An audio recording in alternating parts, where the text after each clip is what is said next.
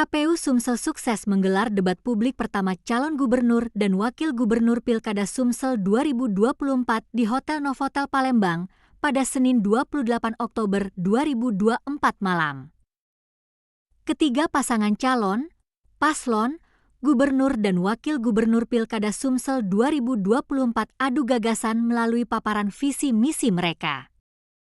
Pasangan calon yang berdebat yakni nomor urut 1 Herman Deru, Cik Ujang, HDCU, yang mendapat dukungan dari Partai Nasdem, Demokrat, PKS, Perindo, PBB, dan PSI.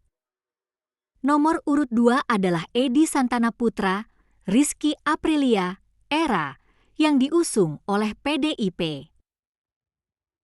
Terakhir, nomor urut 3 pasangan Mawardi Yahya, RA Anita Noeringhati, Matahati, yang didukung oleh Partai Gerindra, Golkar, PKB, PAN, P3, Hanura, PKN, Gelora, dan lainnya.